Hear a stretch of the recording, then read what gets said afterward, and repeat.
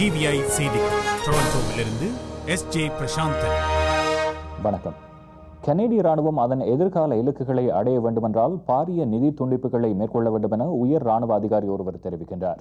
கனேடிய பாதுகாப்பு அமைச்சிற்கு $1 பில்லியன் சேமிக்கக்கூடிய வகையிலான பரிந்துரைகளை லெப்டினன்ட் ஜெனரல் ஆண்ட்ரூ லெஸ்லி உள்ளக அறிக்கை ஒன்றின் மூலமாக வழங்கியிருக்கின்றார். போர்க்களத்தில் முன்னிலையில் உள்ள வீரர்களுக்கு தேவையான வசதிகளை வழங்கும் வகையில் வரவு செலவு திட்ட துண்டிப்புகள் மேற்கொள்ளப்பட வேண்டும் என அவர் தெரிவித்திருக்கின்றார். இலங்கை தமிழர் பிரச்சினைக்கு பொதுவான அரசியல் தீர்வொன்றை காணும் நோக்கில் இலங்கையின் 8 தமிழ் அரசியல் கட்சிகளை இந்தியா பேச்சுவார்த்தைக்கு அழைத்திருக்கின்றது.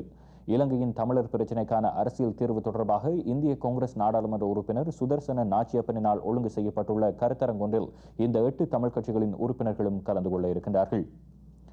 மட்டக்களப்பு காத்தான்குடியில் நேற்று வெள்ளிக்கிழமை இரவு ஏற்பட்ட அசாதாரண சூழ்நிலை தொடர்பாக போலீசார் பொதுமக்களிடம் வருத்தம் தெரிவித்துள்ளார்கள்.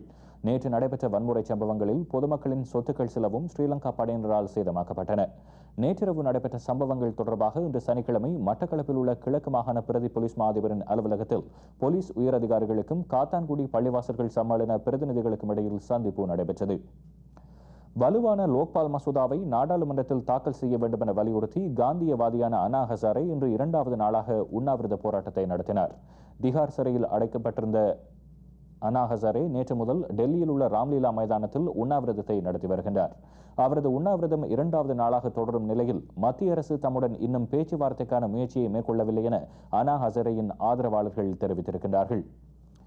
கர்னல் மொமர் கடாஃபியின் ஆட்சியை கவிழ்ப்பதற்காக போராடி வரும் லிபிய கிளர்ச்சியாளர்கள் தாம் 2 முக்கியமான நகரங்களை கைப்பற்றியுள்ளதாக தெரிவித்துள்ளனர்.